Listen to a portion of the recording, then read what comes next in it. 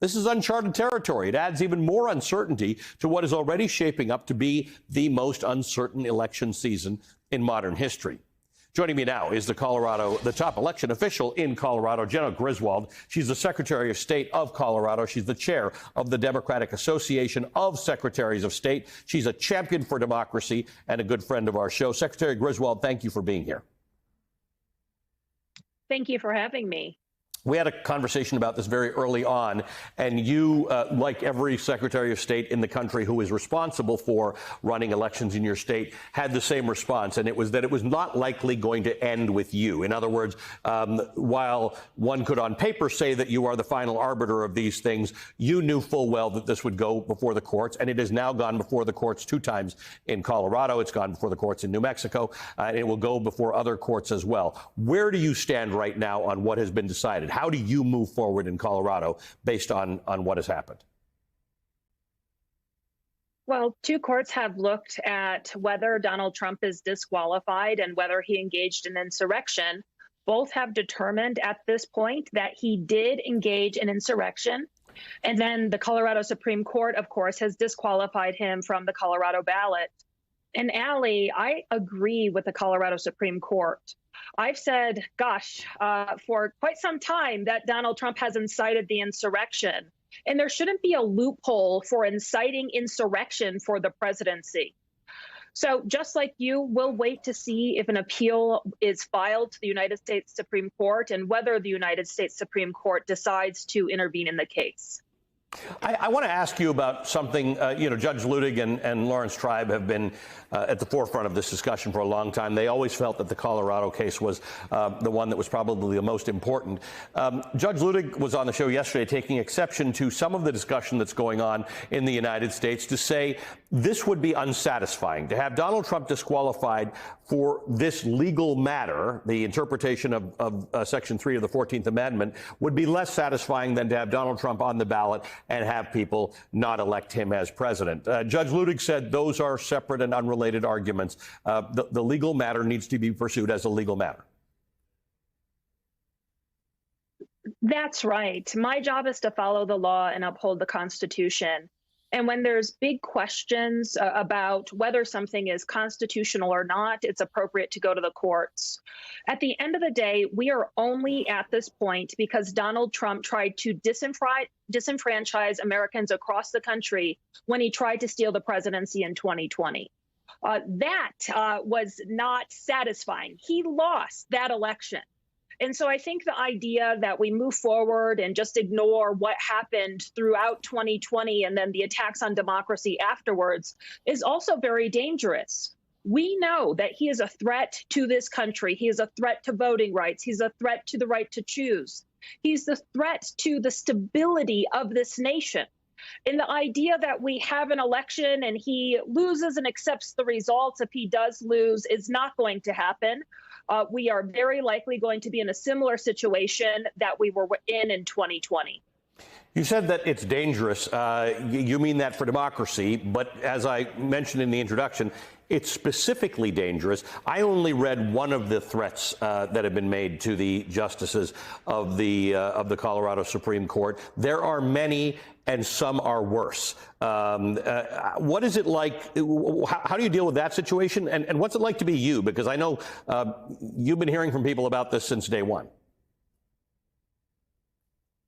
It's scary, to tell you the truth. I was a defendant in this case. I did not bring this case. 6 Republican and unaffiliated voters chose to bring the case. And within 3 weeks of it being filed, I had 64 death threats. Since the decision, I've received dozens of death threats. The judges have just been swamped with death threats.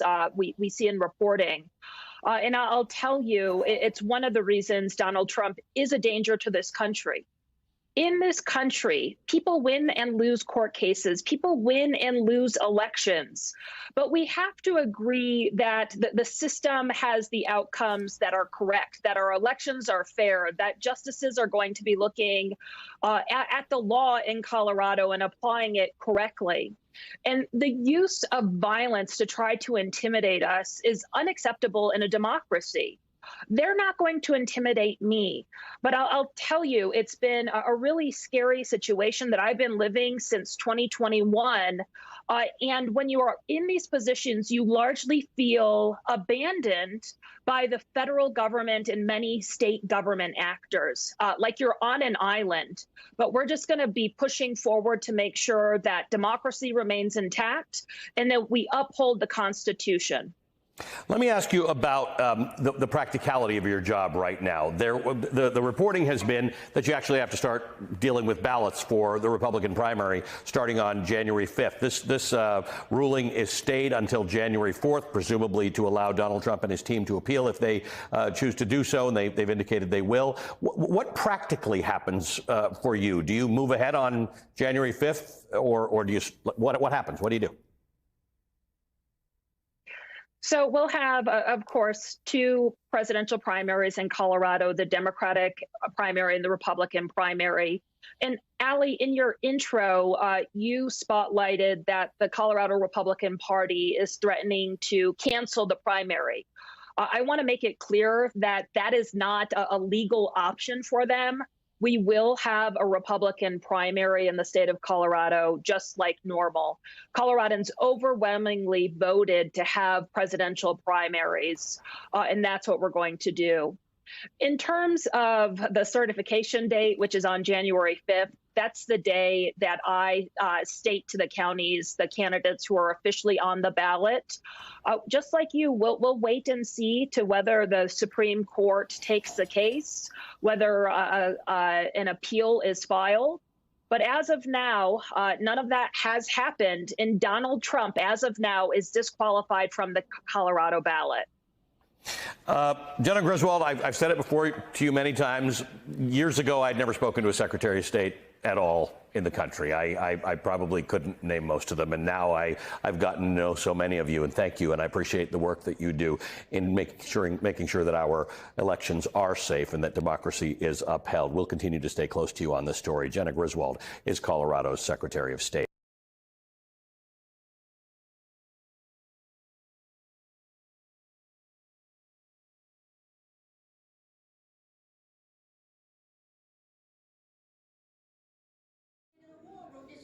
So I had to hack my way onto this frequency. This better be critical, Wheelie. Sir, come on, what is it not? Please. Okay, couple of things. I wanted low on the dough. I was thinking about taking a couple of months sick leave, maybe starting today. And oh yeah, I intercepted a transmission from Megatron. Then send it through. Yes, sir, right away, sir. And so I was so damn good on me. Let us know. This is your last warning, insects. Relinquish what remains of the Allspark. So who's the insect? You? What? Who's the insect? Protect you. They were defeated on our world, and we will defeat them here.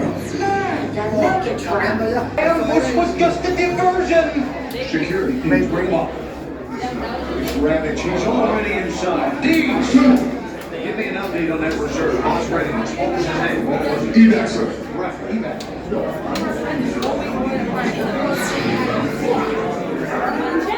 She's right in front.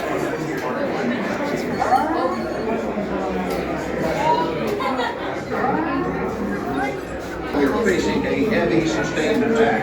They appear to be after the Allspark aircraft. General! You need to immediately evacuate. Hold on. National security advisor. Stay down. Check it out. Failed the mission operations. The amateurs on suicide mission.